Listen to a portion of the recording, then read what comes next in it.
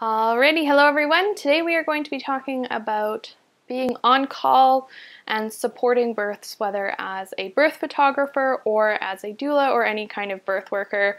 So ideally this will be for somebody who is just trying to get into the field and wants some extra information.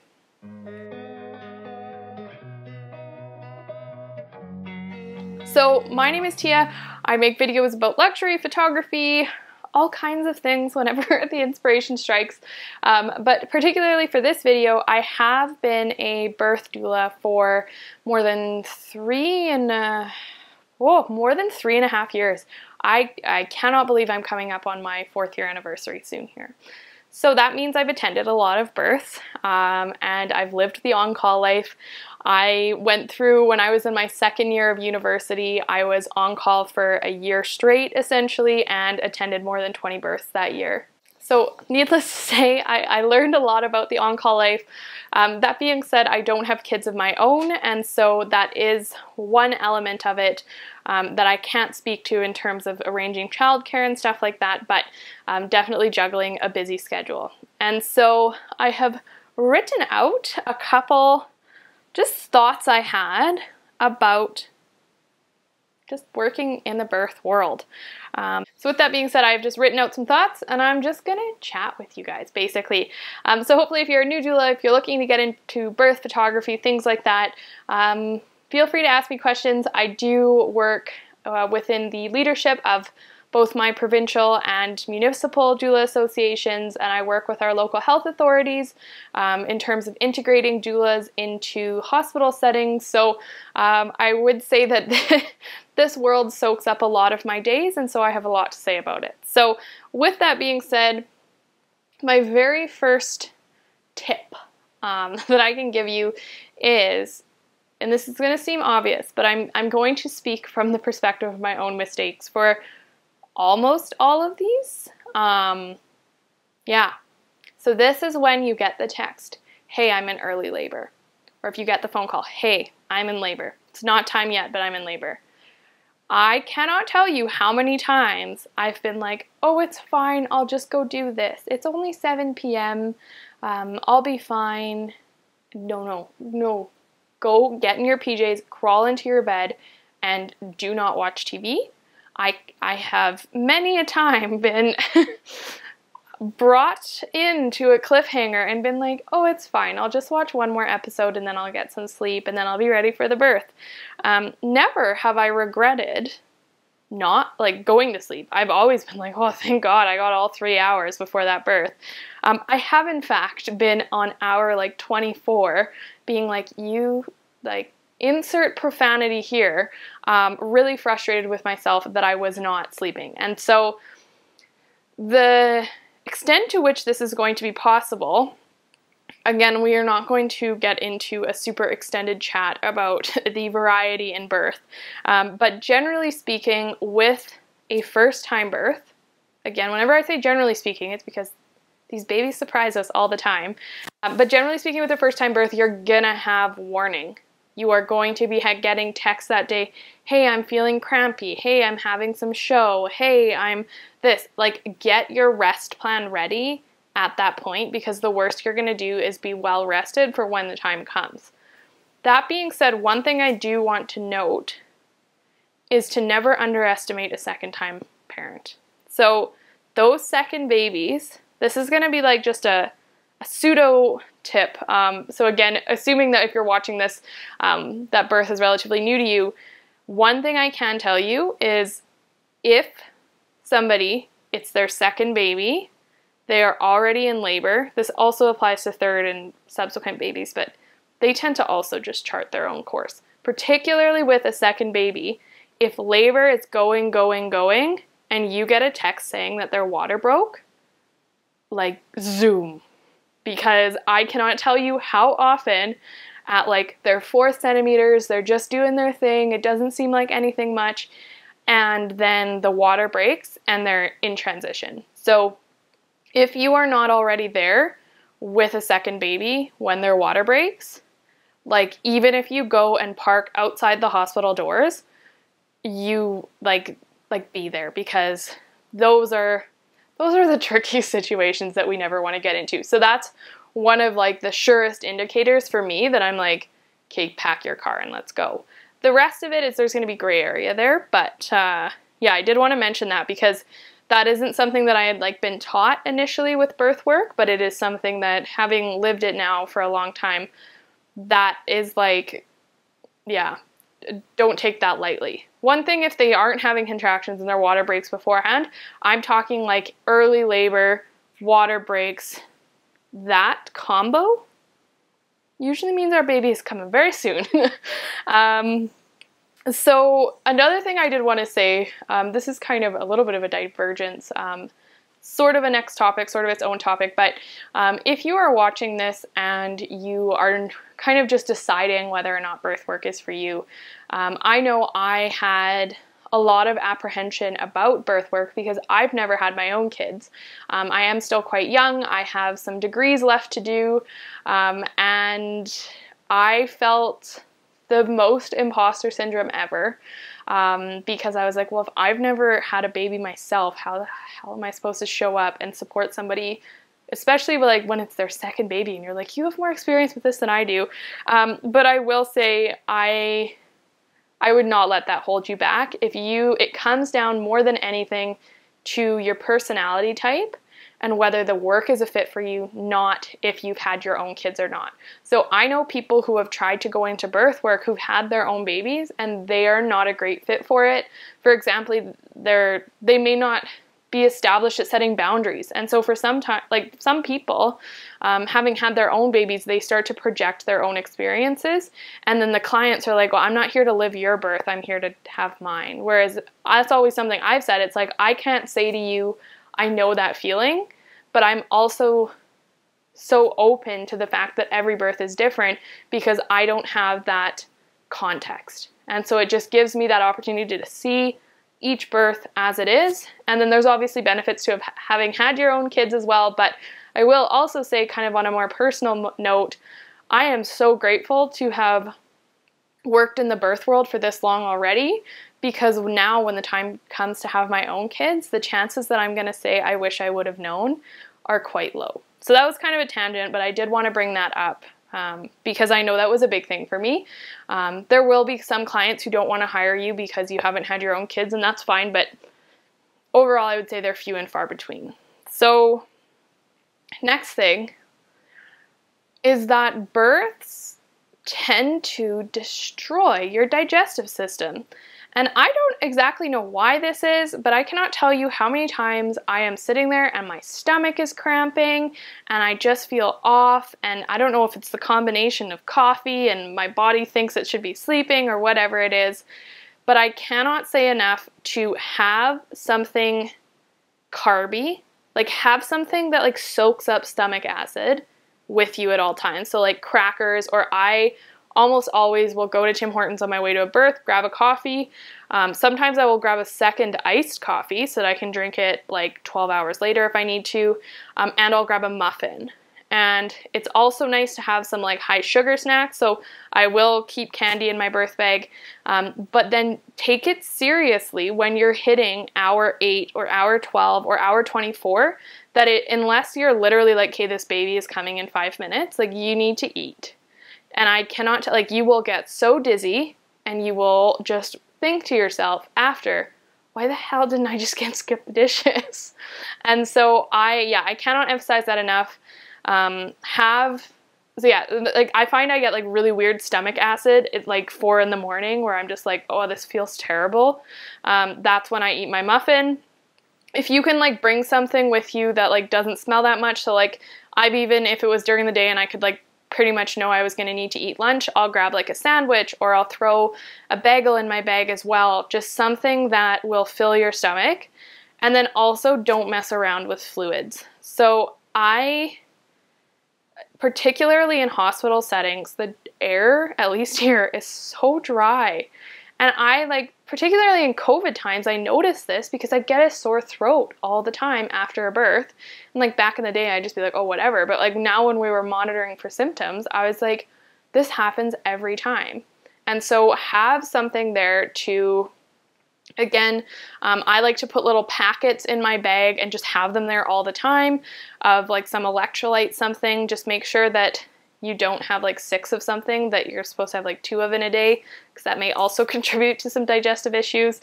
But yeah, don't mess around with your own nutrition. The adrenaline of the birth will trick you into thinking that your body does not have alternative needs.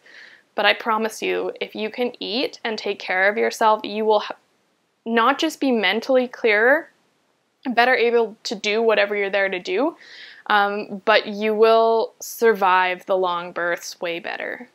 So moving on to kind of a related topic, if you can sit down, sit down. If it's the little metal stool, whatever it is, I often feel like when I sit down, it like looks like I'm being lazy, but pretty much never have my clients are usually having a baby. They don't care if I'm sitting down or standing up. It's completely like my own ego perfectionist type to be like, no, when you're at work, you're at work.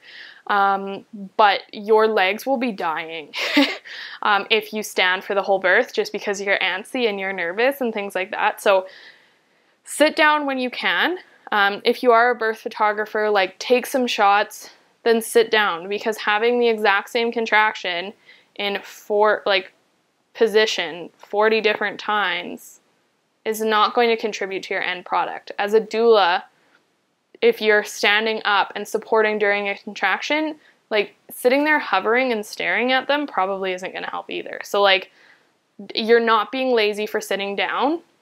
Birth work, when you are not working shifts, is not the same as working a shift with a definite end. And it's taken me a long time to realize that. You cannot expect yourself to operate at the same level as somebody who knows they're going home in 6 hours and who knew that their shift started 2 hours ago and could sleep beforehand and fuel beforehand, and they know they have a 30-minute break coming up.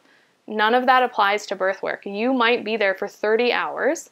You may be running on an hour or no sleep, and you are a human being.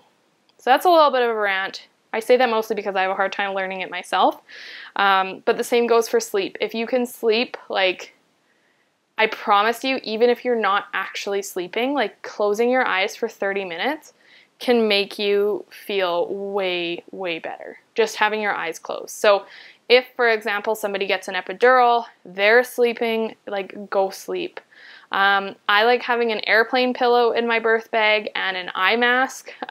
It has saved me because typically there's like the hospital bed, if you're in a hospital bed, and then there's the one where the partner would be sleeping on, and you're kind of stuck with like an upright chair, at which point having that little headrest and the eye cover has helped me get like way more sleep, so that again, I'm able to do my job with clarity and with energy when it times comes to start pushing and for baby to be born and everything like that. So with that being said, I would also add, it is very helpful to have a ride lined up just in case. So there have been births where I felt like I was stoned after being awake and like no sleep for like 35 hours. Like, I was a hazard on the road. And so be honest with yourself. If you need someone to like Uber to you and drive you in your car home, like, do it, because it is incredibly risky to drive when you are truly sleep deprived. And so if I've gotten 3 hours of sleep throughout the night and I'm pretty clear, adrenaline's still there, baby's been born, it's bright outside, that kind of thing, it's a slightly different story because your body's responding to that light. But even I've had births before where it ended at like 11 a.m. and I needed to be picked up. So keep that in mind. And it is completely normal and reasonable to need that. So 2 more kind of things to talk about is being clear on expectations in advance. And so again, I am quite new to birth photography, but not to the birth world as a whole. So with birth photography, a couple things that I would suggest touching base about beforehand, just having seen certain situations go awry in other contexts. What do they want you to do if something medically is happening? like medically concerning. So, for example, if baby is born and needs to be taken to the incubator, are you to keep taking pictures even if things aren't going well? Again, assuming that healthcare providers are okay with it, or would they prefer you to just step back and wait until the all clear is given, or would they prefer you to leave altogether? That is something that I would like to be that I will always be very clear on with my birth photography clients, because I have been in a situation before as a doula where I was just kind of snapping photos with my phone, and I'm like, am I supposed to take pictures of EMS like carting your baby out? Right? Like that was a lesson learned moment for me. So that's something I would be talking about. Same with flash. So making it clear, this is how I'm going to go about it, is if you want clear images and you're okay with flash, flash will likely make it so I can give you clearer images. If flash is disrupting you, please tell me to turn it off, and know that no amount of magic will make it so that those photos are crystal clear. And so just setting that expectation so that nobody's disappointed at the end being like, well, I didn't know if you didn't have the flash on, my photos weren't going to be super clear, right? Because on Instagram and places like that, we're seeing all of this birth photography. And I always remember like thinking like, who would ever use a flash at a birth? Which I ate my words on that one, because a ton of birth photographers do. But unless they know that, and unless you've had that conversation in advance, it may become very disappointing to somebody who they were like, no, I'd rather you not use flash, if all of a sudden they have grainy photos because you just were shooting at a high ISO. So again, know your settings. Like I am pretty clear on the fact that I'm going to be shooting around 2 and I need to be at a medium to high shutter speed, and so ISO is going to happen, but if you have some wiggle room there and like they're sleeping, you might be able to like throw down your shutter speed a little bit and get some better wiggle room. So not to say like you throw your hands up and be like, well, I guess grainy images are birth images, but yeah, have a conversation about flash in advance and worst case scenarios in advance. And then finally, I would talk about precipitous birth, and this applies to both doulas and birth photographers. That I was like what my internet provider said us one time: you cannot control the acts of God, and there is an element of that in birth work. I personally have not missed a birth, but I've definitely shown up too early, so that is not something I like say. Like it happens sometimes. So if it's a second baby, like you can try and show up earlier, but I mean like some babies are born like an hour after things get going. And so just have that conversation, have a backup plan in place, make it clear, oh, I'm going to come and I'll spend like 3 hours with you after baby's born doing kind of fresh 48 vibes. And I might offer you a newborn session or whatever it is, however you want to structure that in your business. But making that clear in advance, because I promise you it is way more awkward to try and have a conversation in like afterwards when you can't be like, oh, like refer to the contract section this. So like, for example, as a doula, when we have a client who has a cesarean before they even go into labor, so for example, like a baby with breech or something like that, where they decided, okay, we're just going to have a cesarean, we're no longer having a vaginal birth, then we say to them, okay, you get postpartum hours. But that's something that we have written in our contract. And so it's not like, well, no, actually, I wanted a refund, right? So being clear about that element of birth. I am definitely not a contract specialist or anything.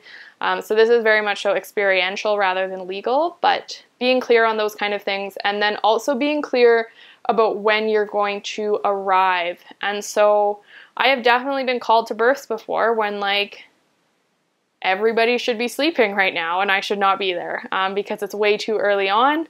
And so everybody's going to have their personal amount of comfort with it. But the more that you can explain to people in advance, hey, I come in active labor, and then talking about like what active labor looks like, or for example, if you're having an induction, this would be more of a doula thing. If you want me to be there when it gets started, then I certainly can be, but the expectation would be that I would go home and then come back when labor's been established. So that's another example there. And then finally, when it comes to living life on call, get used to just telling everybody you go to and everyone you book with and everything like that, that you work on call. So whenever I book a health appointment, whatever it is, everybody knows that I work on call. And as a result, like, I had university profs let me move my midterms. Like, people are generally very forgiving when you're like, look, it's a birth. I can't just schedule it better. I'm not just sleeping in. It happens when it happens. And so I would get used to doing that, make sure everybody knows, so that when you give them that, literally 4 a.m., I was calling for like a dress fitting, being like, hi, I'm on the way to the hospital. I'm not going to make it today. Can't speak for everyone, but generally people are okay with it. So that was very rambly, but I just wanted to kind of set the precedent to have these conversations. And if you have any questions, let me know. If there's other videos you want me to make, I do feel confident in my knowledge about birth photography. It'll be a learn with me type vibe. But other than that, I hope you all have a lovely day, and I will be back with another video sometime soon.